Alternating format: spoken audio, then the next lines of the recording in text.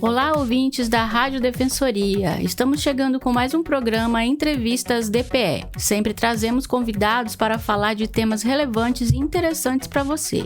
Eu sou Gislaine Teixeira e te convido a ficar aí ligado na nossa programação. Em um mundo onde a memória histórica muitas vezes é deixada de lado, o professor Davi Batista encontrou uma maneira de resgatar o passado de Boa Vista e torná-lo acessível a todos. Utilizando as redes sociais como ferramenta, ele compartilha histórias, curiosidades e fatos que conectam os moradores da cidade. Através de vídeos curtos e de fácil compreensão, Davi não só educa, mas também valoriza o patrimônio cultural da região. Em nossa conversa de hoje, ele nos conta como surgiu a ideia de transformar a história de Boa Vista em uma aula interativa e acessível, usando a tecnologia para levar o conhecimento a um público cada vez maior. Seja bem-vindo, professor Davi. Obrigado por ter aceitado o nosso convite. Muito obrigado, de verdade. Obrigado a todo mundo aqui da equipe, obrigado a você, obrigado a quem está nos ouvindo agora. É um prazer estar por aqui com vocês, para a gente conversar um pouquinho sobre história, sobre Roraima, sobre tudo. Quando e como que surgiu o seu interesse pela história? Pela história? Pela história é o interesse mais antigo, acho que é desde que eu era criança. Nossa! E esse interesse surgiu principalmente por conta dos meus pais, que sempre me incentivaram, não só a essa disciplina, mas aos estudos em geral. Mas eu creio que a minha relação específica com a disciplina História nasceu da contação, né? Da contação de histórias. A gente tem muito uma coisa que é dividir a história como ciência e a história da oralidade, da contação de histórias. Quando, na verdade, essas coisas estão misturadas, né? Na minha concepção, essas coisas se misturam. O interesse à história como disciplina na escola não nasce justamente na escola, mas nasce quando a sua mãe, por exemplo, te conta aquelas histórias antes de dormir, te conta como você era mais novo. Você pergunta, mamãe, como é que eu era quando eu era bebê?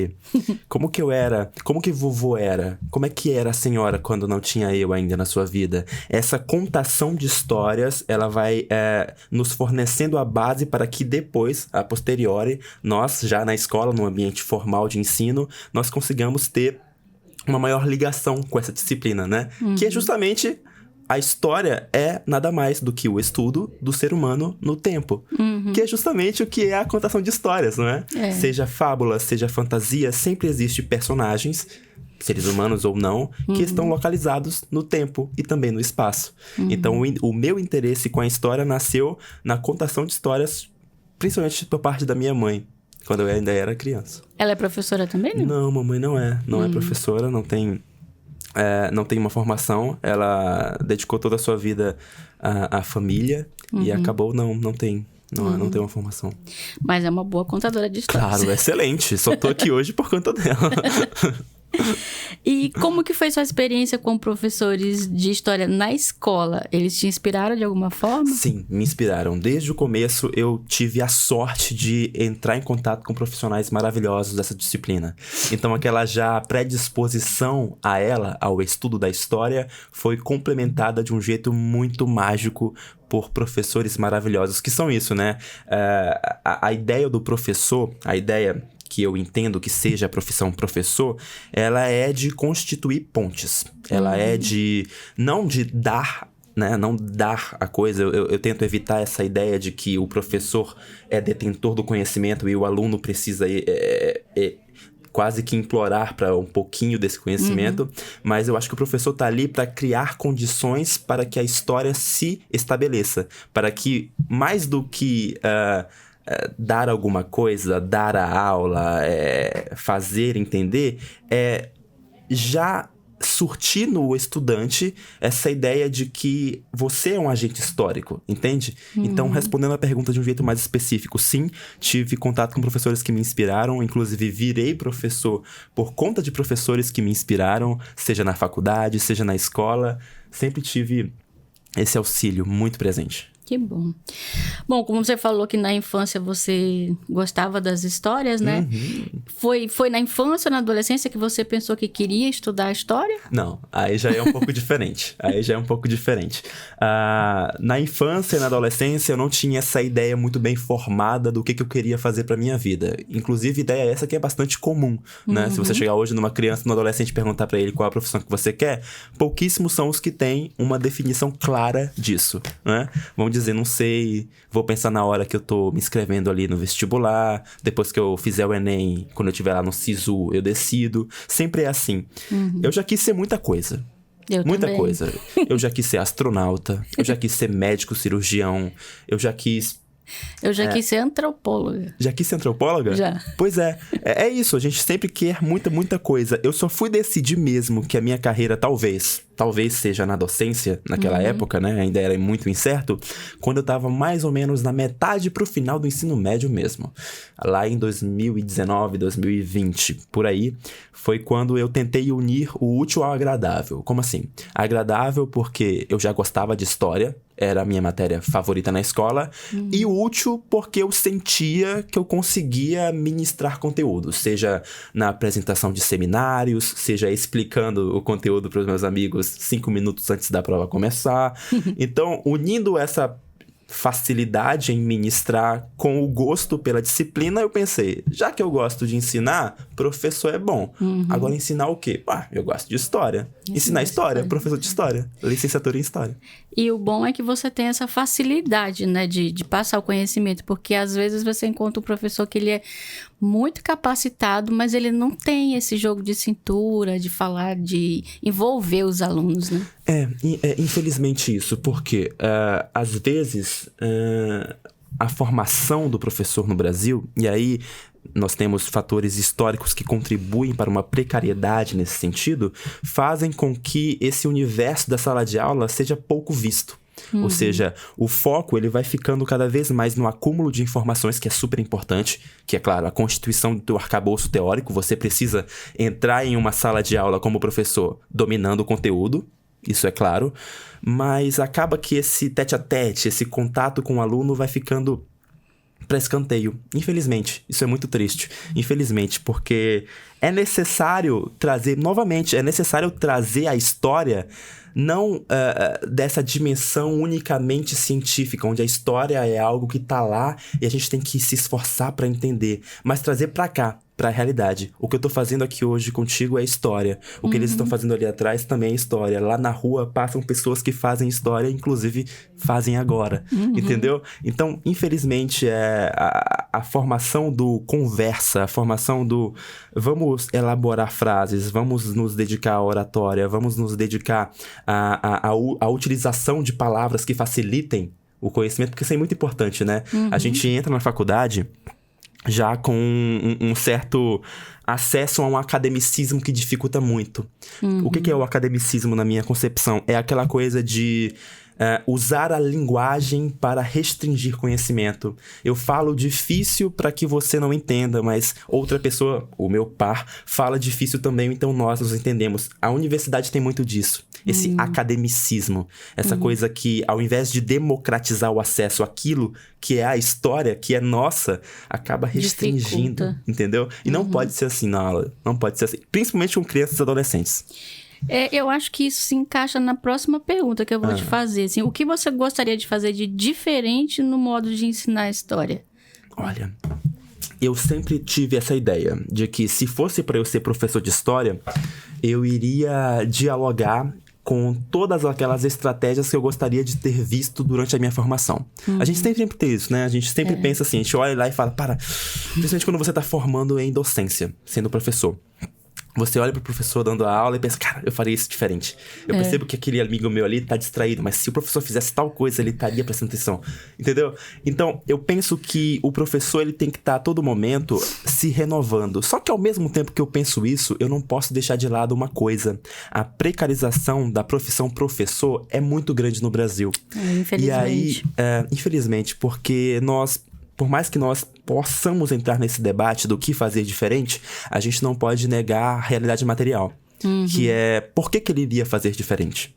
Será que a vontade de expandir a história como um elemento democrático já sustenta essa vontade, esse esforço? Porque não é um esforço. Fazer uma aula diferente é um esforço. Demais. Né? É muito mais fácil você sentar ali, falar, leiam tal texto, façam tal questão e vão embora para as casas de vocês. É muito mais fácil. Só que até que ponto eu posso julgar o professor precarizado que faz isso? Entende? Até que ponto eu posso exigir dele uma diferenciação? Aí que tá. As políticas públicas voltadas à educação, principalmente a valorização do professor enquanto profissional que precisa de dinheiro. Precisa de dinheiro para pagar as coisas, precisa estar atrelada a isso. Eu só posso exigir diferenciação quando existe condição material a isso. Se ganhasse o equivalente ao que trabalha fora da escola, isso, né? Exatamente, Já seria maravilhoso. Você pode julgar o professor que ganha bastante e não entrega o suficiente. Isso. Agora, o que ganha pouco... um pouco difícil. E normalmente esses são os mais dedicados. E qual é a sua visão sobre o ensino tradicional da disciplina e o que você acha que pode ser feito para torná-lo mais atrativo? Olha, eu tive discussões sobre isso recentemente, inclusive, no meu TCC. Quando a gente fala sobre ensino tradicional, educação tradicional, a gente tenta assumir uma postura muito passadofóbica, que é o quê? A gente acha que tudo que é tradicional é ruim. A aula tradicional é péssima, a aula tradicional precisa ser substituída, novos métodos precisam nascer para jogar no lixo de vez tudo que é tradicional. E eu vou pelo caminho contrário. Eu acho que a aula tradicional, ela pode ser sim uma aula boa. Muitos profissionais que hoje são excelentes tiveram formação tradicional. Tiveram uma formação tradicional. Mas, ao mesmo tempo, eu acho que alguns elementos precisam ser, sim, abandonados. Ou, pelo menos, dialogados. Entendeu? Por exemplo... é convencional chamar de tradicional a aula onde o professor utiliza como quadro, utiliza o quadro como único recurso metodológico para dar aula. Eu já não acho. É uma aula. É uma aula. O professor, depende muito do contexto. Você pode ter uma aula ótima com um professor que fica sentado lendo um texto. Você pode. Eu não nego, você pode ter a aula ótima. Agora, o que a gente vem discutindo sobre novos métodos não convencionais ou contra-hegemônicos de educação, a partir disso, a partir dessa ideia, dá pra gente fazer com que essa educação seja mais acessível a mais pessoas. Essa que é a ideia da substituição, muito entre aspas, do modelo tradicional. Nós vamos pegar o que deu certo e vamos mudar algumas coisinhas. A oralidade dá certo? Dá, óbvio. Seres humanos são feitos de oralidade, de conversa. Escrever no quadro dá certo? Beleza. O quadro pode ilustrar tão bem quanto um slide? Então vamos usar o slide? Mas é isso, é sempre um diálogo, sabe? Ao invés de a gente dizer tudo que é tradicional é ruim, joga no lixo, a gente fala, tem coisas ótimas no tradicional. Eu só acho que novos métodos precisam nascer, incorporando inclusive coisas que são deles, dos tradicionais. E também a tecnologia vai evoluindo e a gente não pode deixar para trás, né? Exatamente. A gente tem sempre que estar, enquanto sujeitos da educação formal, alinhados às novas tecnologias. Por exemplo, a discussão sobre inteligência artificial está muito em voga agora.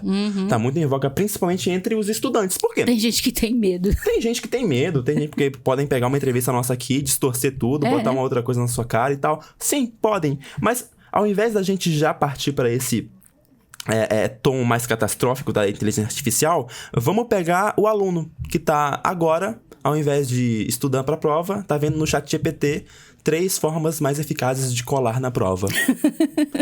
Ou tá, ao invés de tentar resolver as questões que foram passadas a ele como atividade de casa, tá no ChatGPT colando as questões e perguntando, me dê o gabarito. Beleza, esse aluno já está inserido, através dessa ferramenta de inteligência artificial, no contexto das novas tecnologias. Não tem como eu, professor, falar que vão abandonar tudo isso que tá aí. Não tem como. É que nem eu odiar microfones e falar, não, vamos tirar esse daqui agora e falar assim porque eu detesto microfones. Não, o microfone já é uma realidade. Só ouvem a gente ali por conta do microfone. Já é uma realidade. Então, ao invés de abominar novas tecnologias, por que não começar a pensar novas formas de apropriá-las? E como que surgiu a ideia de contar a história das ruas de Boa Vista nas redes sociais? Essa foi boa, essa aí é legal. Essa daí, eu adoro formas de manifestar o interesse histórico. Como assim? Eu sou professor de história, eu adoro a minha disciplina, eu adoro os meus alunos, eu adoro rede social, eu adoro Instagram, de verdade, muito mesmo. E como que eu poderia utilizar a minha formação para difundir conhecimento histórico na rede? Percebe? Difundir conhecimento histórico, não permitir o acesso a eles. Por quê? No momento que eu criei o meu Instagram, Prof. Davi, para postar sobre as ruas, que eu vou falar daqui a pouquinho como é que nasceu de um jeito mais específico, eu criei ele como uma forma de democratizar o acesso à educação. Não como uma forma de permitir. Porque, querendo ou não, todo o conteúdo que eu posto no Instagram, ele não tá detido por mim. Ele tá disponível. Às vezes ele tá com um difícil acesso, que você precisa investigar um pouquinho mais. Às vezes ele tá a um clique no Google de distância. Então, o que eu faço é simplesmente pegar esse material que já existe, pode ser acessado por qualquer pessoa, e tentar transpô-lo a o que eu chamo de lógica algorítmica, que é o quê?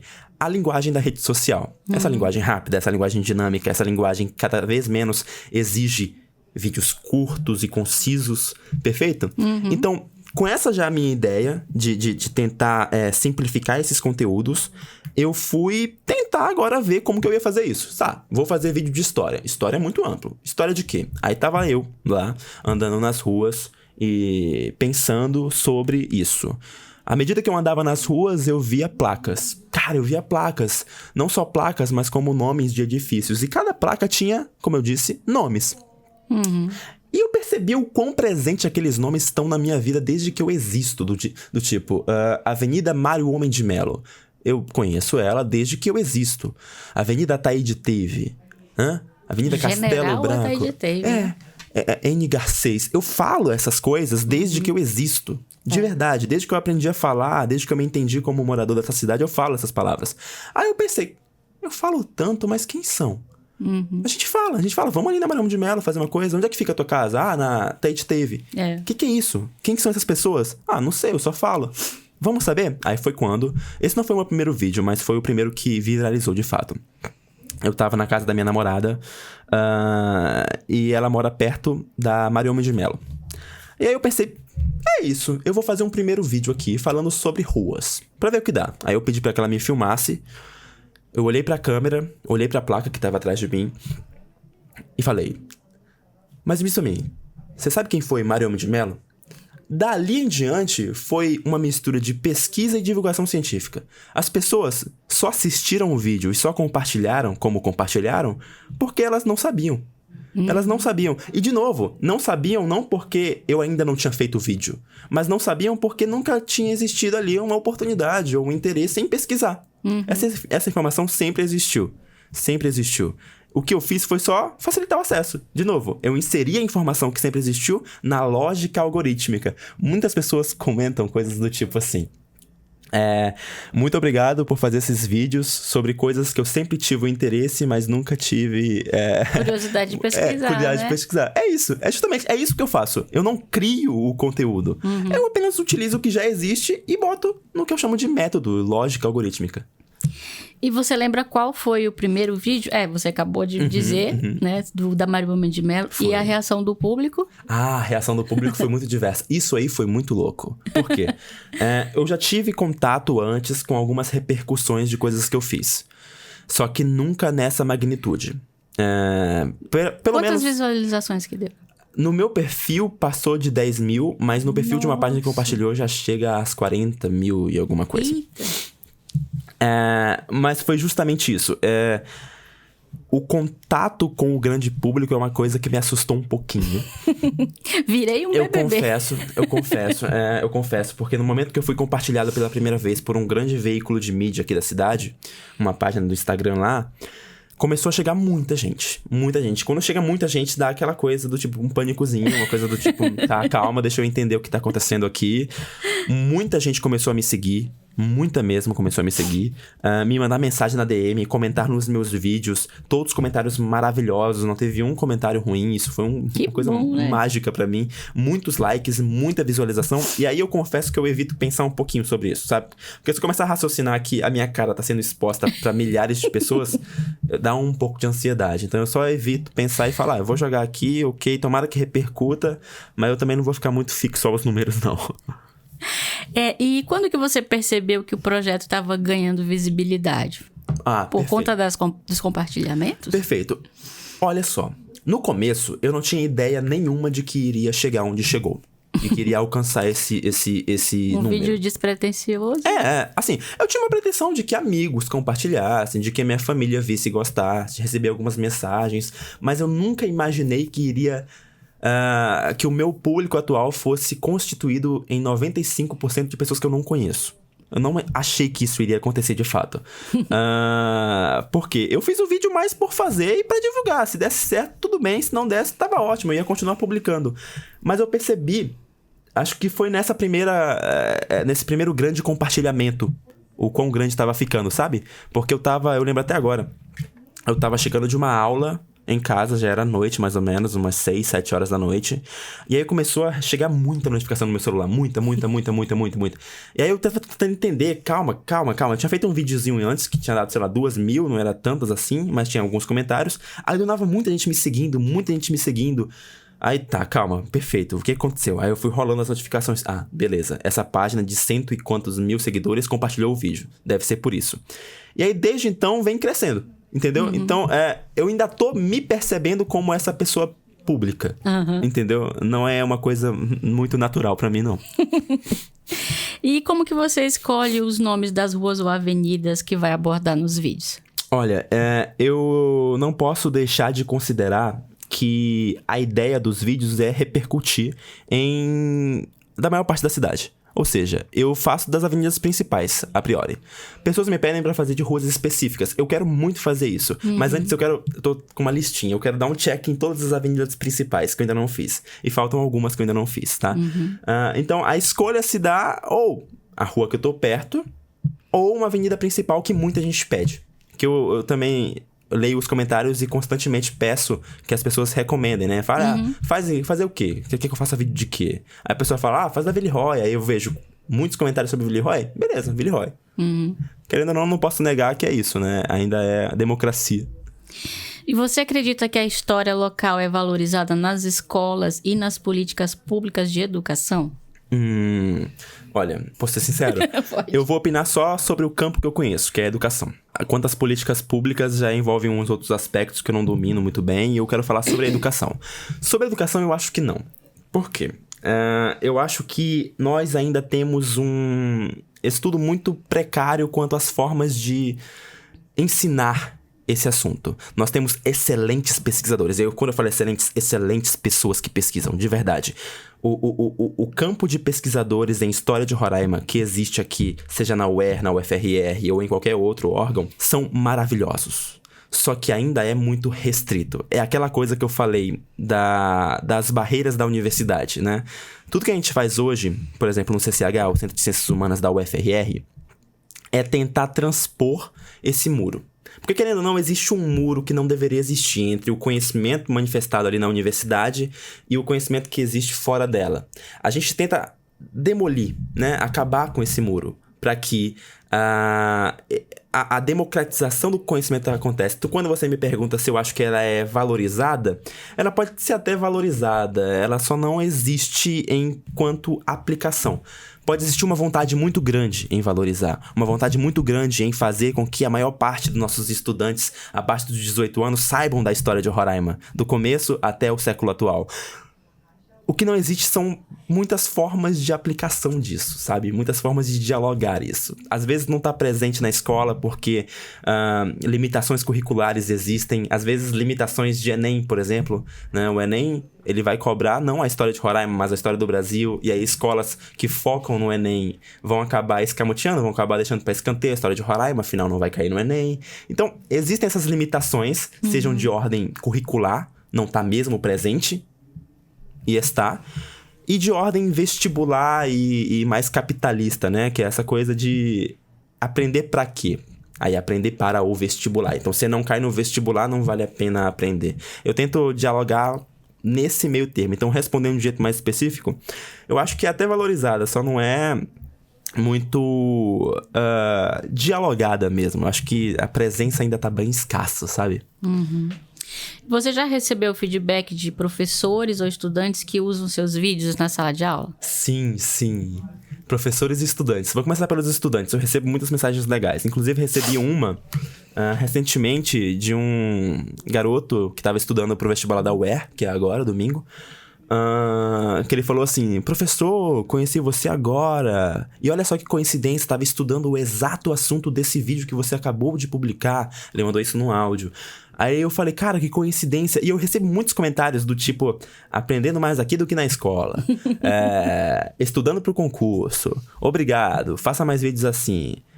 Eu recebo muitos vídeos de alunos. E, claro, dos pares, né? Dos professores que me seguem. E é muito, muito curioso, porque agora eu tô numa fase da minha vida onde eu tô deixando de enxergar o professor como professor e mais como um colega de trabalho. Isso é muito novo pra mim ainda, sabe? De ser elogiado por professores como um outro professor, não como um aluno, entendeu? Sim. Então ainda é uma mudança na minha vida, não é algo muito firmado. Vai acostumar. Você considera importante resgatar e preservar a memória das cidades? Olha, eu acho importante preservar. E eu digo mais, eu acho importante tornar a história da cidade como algo comum. Como assim? Eu quero muito, e eu falei isso várias vezes aqui, eu quero muito que um dia a história, os estudos culturais, a antropologia ou qualquer estudos de ordem humana sejam do âmbito comum, do tipo, eu estudo história igual eu corro de manhã. Entendeu? Por quê? De novo, a gente tem que entender a história de Roraima, não como a história de Roraima que tá lá acima e eu vou acessar. Não, a história de Roraima como isso que tá acontecendo. Entendeu? Dia a dia. É a ideia do sujeito histórico.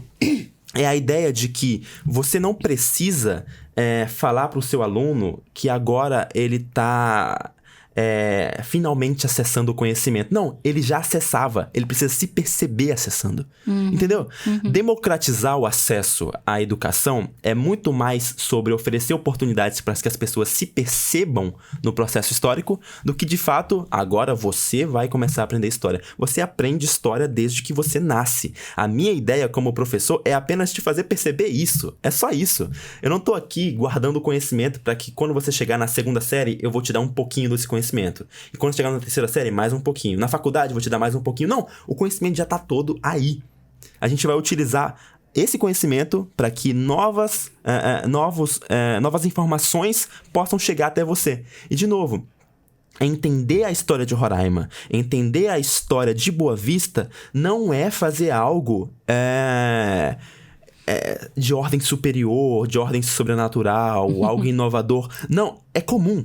É comum, é algo comum. É que nem ir ao supermercado, é que nem lavar a roupa, é que nem correr de manhã e ir à academia. Você vive a história. Eu só quero fazer que tu perceba isso, entendeu? E por que você escolheu o Instagram como plataforma principal para os seus vídeos? Perfeito. Isso aí é interessante. Eu acho que vem do meu TCC. O meu TCC, ele fala sobre o impacto dos vídeos curtos na aprendizagem histórica, basicamente. E lá eu utilizei... Dá pra misturar com a comunicação também. Dá bastante. Inclusive, isso foi um problema no começo, porque tava ficando muito marketing e pouca história. Aí eu tive que fazer algumas mudanças para que, de fato, o ensino de história estivesse presente nessa discussão. Mas deu tudo certo no final, eu me formei. O que eu quero falar sobre o Instagram é porque lá é a rede social que eu tenho mais envolvimento. Não é a rede social, por exemplo, onde os meus vídeos viralizam mais, por exemplo, de postagem única. Claro, é a rede social que viralizam mais quando tem repostagem de grandes páginas. Sim. Mas o TikTok se mostrou muito grande também. Tem gente que me para na rua e fala que me conhece do TikTok e não do Instagram. Isso é uma coisa que vem, de certa forma, mudando o meu paradigma, entendeu? Antes eu achava que só no Instagram tava de boa. Aí me falaram, posta no TikTok. Vou lá, vou postar. Postei e deu muito certo. Alguns vídeos têm muito mais view no TikTok do que no Instagram. Então é isso, né? Procurar o público onde ele tá. E você tem intenção de colocar no YouTube também? Eu coloquei no YouTube. Tem? Tá no YouTube. Davi Batista História. Não tá como Prof. Davi no YouTube, mas eu também uso. Eu uso tudo que tem pra usar. Como é que se diz? O retorno não é tão grande quanto esses outros. Não é tão grande, mas é significativo bastante. Então, é essa a ideia. Seja os Reels no Instagram, seja o TikTok, seja os Shorts no YouTube. Eu inclusive, criei antes de ontem a minha página no Facebook, que é uma rede social que eu não uso desde quando eu era criança. E agora eu tô usando. Finado Facebook. O finado Facebook. Se tivesse Orkut, eu também criava um Orkut. Tô criando tudo que tem pra criar, entendeu? Certo. E como que você lida com a responsabilidade de ensinar a história para um público tão amplo e tão diverso? Porque o alcance da internet Sim, infinito, né? O alcance da internet é infinito. E aí a gente tem que recorrer à história como ciência. Não tem como eu só pegar uma câmera e falar o que eu quiser com a intenção de viralizar. Porque de tal modo eu não estaria fazendo história, eu estaria fazendo qualquer outra coisa, sensacionalismo. Ia virar um influencer. Virar um influencer e tal, ok. É uma responsabilidade muito grande e que cresce a cada dia à medida em que você se torna uma referência. O que eu quero dizer com isso? À medida que você tem pessoas que estudam através dos seus vídeos, você precisa ter um cuidado com tudo que você posta. Não que você nunca vai errar, nós somos humanos, você pode errar, você pode, talvez, fornecer uma informação imprecisa. Isso pode acontecer, de fato. Mas à medida que você repercute, você vira uma referência, você precisa calibrar o que a gente chama de lado pesquisador. Então, por exemplo, agora eu tô produzindo um vídeo que tá gravado, inclusive. Só não tá postado porque eu preciso ir até a última instância da fonte. Eu preciso perguntar até a última pessoa se essa pessoa concorda com essa informação. Entendeu?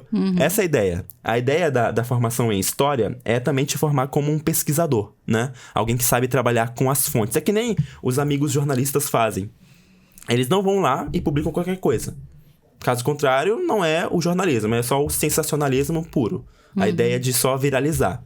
Não, precisa existir a checagem de fontes. Você viu num lugar tal informação? Não fique só nessa. Veja em outro. Compara as fontes. O que essa diz que essa não diz? As duas dizem a mesma coisa? Opa, grande chance de ser uma informação boa. Pega uma terceira, conversa com um professor que fala sobre isso. Depois disso tudo, a última instância é a publicação.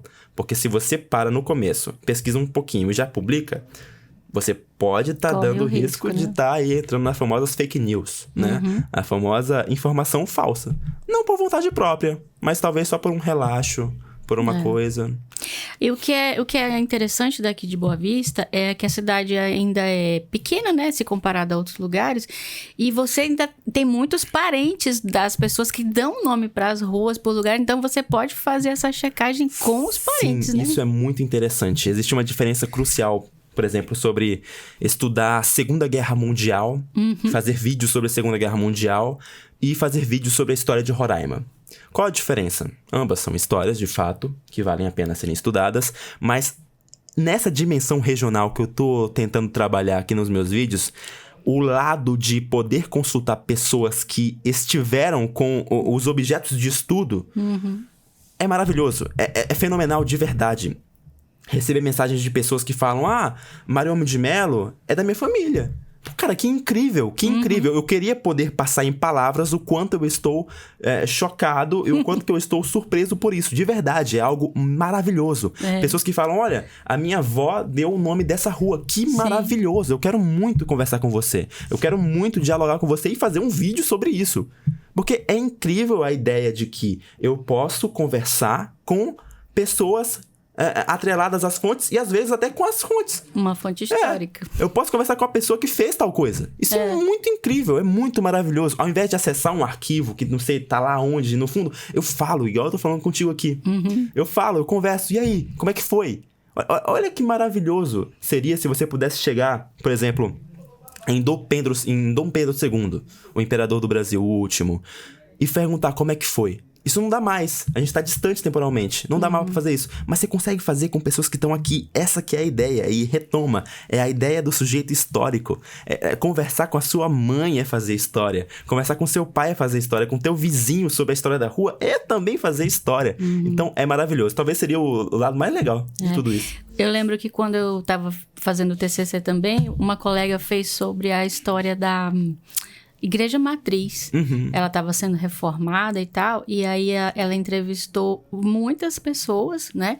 Que já estavam idosas, mas ainda com a mente bacana para contar as histórias de, sei lá, mais de 50, não sei quantos anos, né? E isso é um debate que envolve muito com uma nova perspectiva histórica que está cada vez mais forte no Brasil, chamada história oral. Isso, era história oral. História oral. A teoria do trabalho dela era história oral. A história oral é fantástica, é incrível, é de verdade, é muito maravilhoso. Eu queria poder passar em palavras o quão maravilhoso eu acho. Porque é literalmente a ideia de você conversar com quem viveu o fato. É perguntar da sua avó, vó, isso aconteceu? Aconteceu. Me conta. Claro. Olha que lindo. Não é? E quais são os próximos temas para abordar nos vídeos? Já pensou? Sim, eu penso bastante em expandir para além de nomes de ruas. Eu quero falar muito sobre construções antigas da cidade. Que infelizmente algumas já sumiram, né? Infelizmente sumiram, foram modernizadas e perderam a arquitetura original. Mas eu quero muito expandir isso. Quando eu coloquei uma caixinha de perguntas no meu Instagram, as pessoas falaram lá, porque eu coloquei um requisito. Me sugira uma coisa que não seja um nome de uma rua. Eu quero que você me diga algo que você quer ver nesse Instagram, mas que não seja eu explicando o nome de uma rua. Não que eu não goste de fazer, não que eu não vá continuar fazendo, eu vou, inclusive. Mas eu quero falar de mais coisas. Aí as pessoas falam lá, a esfirra do Arnaud, falam sobre a locadora Scorpion, que eu tô fazendo um vídeo sobre, Nossa, inclusive. Eu fui muito lá. A Feira do Passarão, a reforma da Feira do Passarão. Sobre esses lugares, sobre tudo que compõe a história de Roraima. Eu vi uma foto uma vez que tinha carros em direções opostas na Praça do Centro Cívico. Ou seja, já foi mão dupla a Praça do Centro Cívico. É isso, eu quero falar sobre isso. E tem gente viva que viveu essa época. Isso, olha só. É um prato cheio pra eu fazer. Entendeu? É maravilhoso. E aí, eu quero falar sobre o Monumento Garimpeiro, eu quero falar sobre a construção da igreja catedral, sobre tudo que dá pra fazer. O antigo Palácio da Cultura, que agora é a Assembleia. Eu fiz muita pesquisa lá. Eu quero falar sobre isso. Eu quero conversar com as pessoas que viveram esse período. Infelizmente, devido à minha idade, alguns temas eu não consigo lembrar, porque eu não estava vivo ainda nessa época. Mas eu consigo conversar com pessoas que estiveram. Eu quero muito fazer isso. Eu quero expandir os temas para cada vez mais ter assunto. E isso vai acabar gerando livro, vídeo, filme. Olha, uma das coisas que mais me dá alegria na vida, não só como profissional da história e tudo mais, é a ideia de que eu vivi muito pouco ainda. Sabe? A ideia de que as possibilidades são gigantescas, tão gigantescas que eu não consigo acessar com a minha cabeça, sabe? Tem tanta coisa que pode ser feito que eu preciso me concentrar pra já fechar uma porta antes de abrir as 200 que dá pra abrir, entendeu? É isso. Focar uma coisa de cada vez, né? Mas é muito legal saber que existe muita coisa. E você já recebeu convite pra palestra, escola, instituição, alguma coisa assim? Por agora eu recebi vários convites de veículos de imprensa. Inclusive, nunca achei que eu iria falar isso, mas a minha agenda está cheia. Nossa, isso aí... Tá virando um popstar já. A minha agenda está cheia, eu tenho que dar entrevistas e tudo mais. É maravilhoso. Palestras ainda não, escolas também não, mas eu já recebi mensagens de professores que dizem que estão usando os meus vídeos nas aulas. Isso é interessante demais. Eu não estou presente naquela aula, mas eu me faço presente através de um professor que decidiu colocar um vídeo meu lá. Isso é incrível. E aí, de novo, as possibilidades são gigantescas aí. Então fala pra gente qual é o perfil do Instagram, do TikTok, do YouTube, pra quem ainda não tá te seguindo. Perfeito. Olha, o meu Instagram, que é o carro-chefe aí, é @profdavi, PROFDAVY. Meu nome é com Y, Davi com Y. Mas se você pesquisar Prof. Davi, provavelmente já vai aparecer. No TikTok é Prof. Davi, com a única diferença de que tem um ponto entre o Prof e o Davi, então é PROF.DAVY, Prof. Davi. No YouTube é Davi Batista História. E no Facebook, se eu não me engano, é Prof. Davi também. Prof. Davi. É só colocar Prof. Davi com Y no Google que você vai achar todas as redes. Facilmente. E segue ele, que o conteúdo é muito legal. Obrigado. Eu queria te dar os parabéns por todo esse entusiasmo que você tem em ensinar e mostrar essas coisas para quem, por exemplo, chegou agora para morar no estado há pouco tempo, né? E aí nunca pensou, vou pegar um livro de história para ver. Não precisa, né? Agora você já tá resumindo algumas coisas. E boa sorte, espero que dê muito certo. Olha, foi uma alegria vir até aqui, de verdade. Eu nunca imaginei que eu estaria num espaço como esse. Realmente é bastante legal. Provavelmente minha mãe agora tá chorando. Oh, meu Deus, eu entendo ela perfeitamente. E tá sendo muito incrível, eu quero agradecer. Eu queria colocar em palavras o quão grato eu tô pelo convite, de verdade, mesmo. Poder falar, poder ter esse espaço para que a minha voz ecoe para mais pessoas é simplesmente fantástico. Então, obrigado a você, obrigado à equipe, obrigado a quem tá nos ouvindo, obrigado a todo mundo, obrigado ao universo, ao Instagram que me possibilita postar vídeos lá. É isso, eu tô muito, muito grato. Que bom. Obrigada, Davi. E assim nós vamos encerrando mais um programa Entrevistas DPE. Obrigada por você estar sempre com a gente. Não esqueça de compartilhar essa conversa, de seguir o professor Davi nas redes sociais. Marca ele, marca a Defensoria Pública. E eu te espero no próximo programa. Até lá.